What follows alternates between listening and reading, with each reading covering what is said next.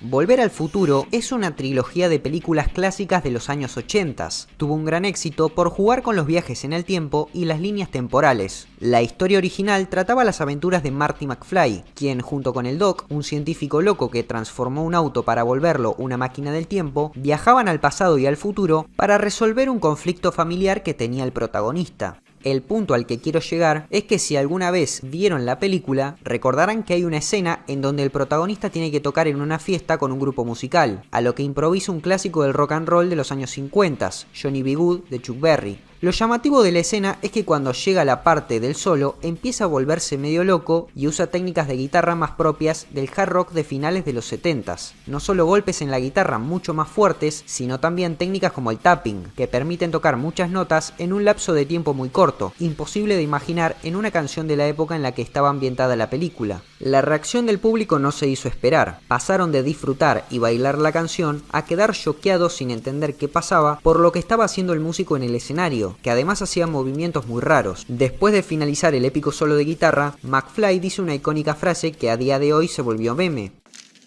Creo que ustedes aún no están listos para esto, pero a sus hijos les fascinará. Y ustedes me dirán, Nico, ¿para qué haces esta introducción? ¿Qué tiene que ver esto con el metal? Bueno, que esta escena, por más que sea ciencia ficción, de alguna u otra forma, sí ocurrió en la vida real. Y de hecho, en el metal tenemos varios ejemplos de músicos que en un principio, por su estilo o por su forma de tocar, nadie les daba bola. Solo con el pasar de los años empezarían a agarrarles la onda, y no solo eso, sino que se volverían influyentes, siendo piezas fundamentales de este género musical. Es por eso que hoy les traigo las veces en que la escena de Volver al Futuro se hizo realidad. Creo que ustedes aún no están listos para esto, pero a sus hijos les fascinará. Meshuggah es una de las bandas más influyentes de los últimos 15 o 20 años. Se destacó por ser una de las primeras bandas en usar guitarras de 8 cuerdas allá por inicios de los años 2000. Además, es reconocida por inventar una forma de tocar la guitarra, algo raro para ser algo tardío en la historia que tiene este icónico instrumento musical. Esta técnica tiene que ver con poner un énfasis especial en la octava cuerda. El sonido que produce tocar de esa forma y con esa cantidad de cuerdas pasó a conocerse popularmente como djent.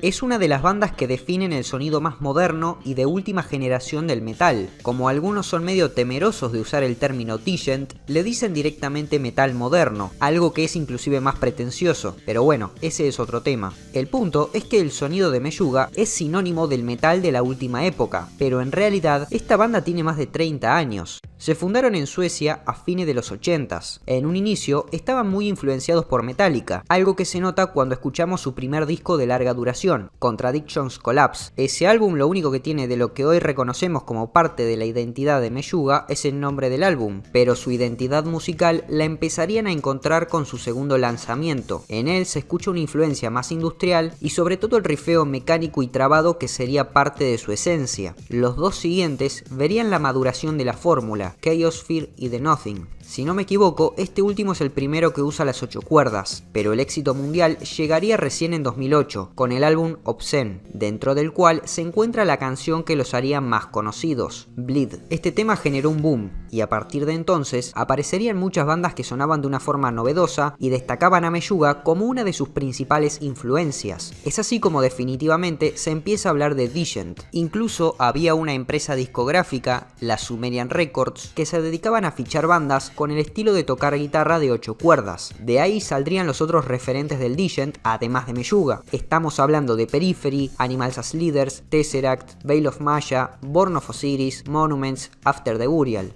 ¿A dónde voy con todo esto? Que entre Meshuggah y los otros grandes referentes del estilo hay 15 años de vacío en donde los suecos estaban solos. Eso provocaba que en los 90s, cuando tocaban, nadie les daba bola. Entonces tenemos ejemplos como este recital de fines de los 90s, en donde se presentaron y los tipos estaban dejándolo todo, pero a la gente no se le movía un pelo. Este es uno de los ejemplos más increíbles de casos en donde se puede ver en la vida real algo parecido a la escena de McFly de Volver al Futuro.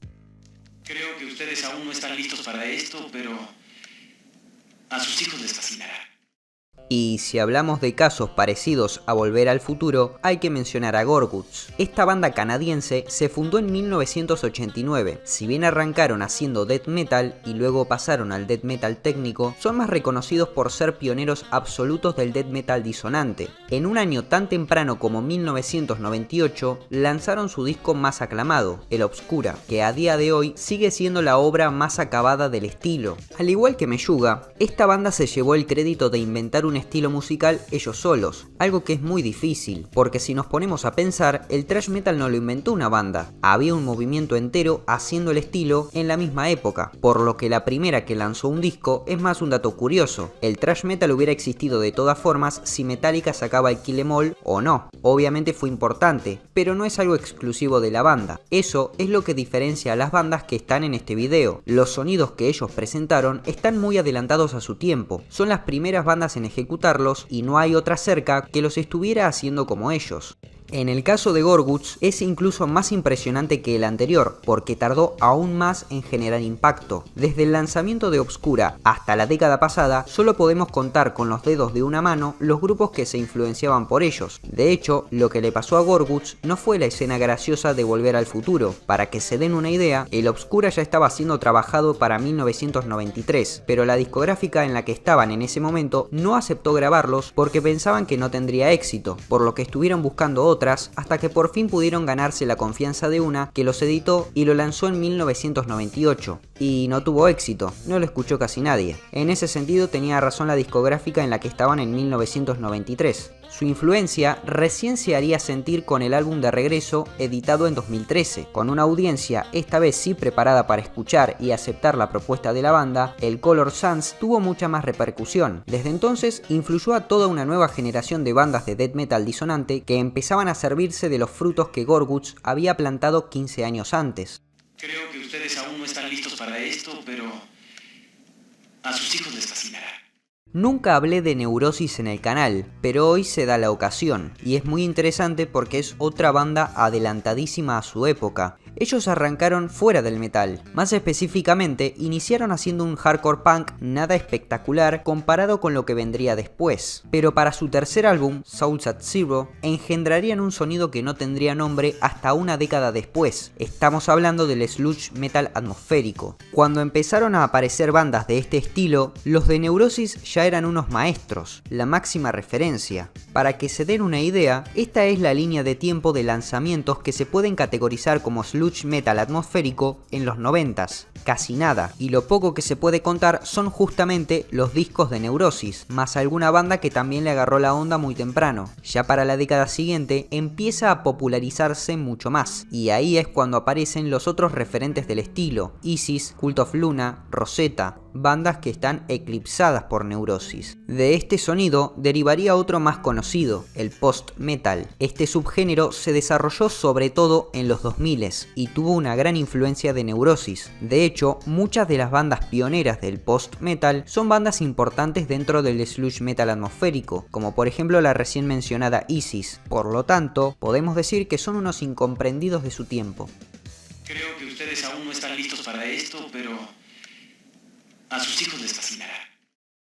Y el caso más obvio de todos es Black Sabbath, muchachos. Los abuelos del metal claramente son una banda adelantadísima a su tiempo. Capaz que la escena de McFly no se puede recrear con esta banda, porque siempre tuvieron un éxito comercial considerable. En ese sentido, no se cagaron de hambre como los de Gorguts, pero si lo ponemos en el contexto de la época, es una locura lo que hacían. Para que se den una idea, la nueva ola del heavy metal británico apareció a fines de los 70s, y los primeros discos de Black Sabbath, que a la vez son los más clásicos, salieron a principios de esa década. Además, hicieron las primeras canciones de doom metal, cuando los otros referentes del subgénero, Pentagram, Trouble, Saint Vitus, sacarían sus primeros álbumes casi 15 años después de la canción homónima de Black Sabbath, por poner un ejemplo. Y no solo eso, sino que el estilo de la era Ozzy sería una influencia directa para el stoner metal, un género que no se desarrollaría hasta los años 90, más de 20 años después. Y ni hablar que si son antecedentes del heavy metal, son antecedentes del thrash y del death metal y de todo prácticamente. Los músicos de Black Sabbath son los padres o los abuelos del metal es una frase que se dice a la ligera, pero no toma la dimensión que tienen y lo influyentes que fueron. Sin dudas, una de las más adelantadas a su tiempo, por más que el público de su época sí le gustaba lo que hacían y no tuvieron que esperar una generación para empezar a pegarla. Lo que sí pasó fue que los jóvenes que vinieron después tomaron su legado y lo reinterpretaron, expandiendo el mundo del metal.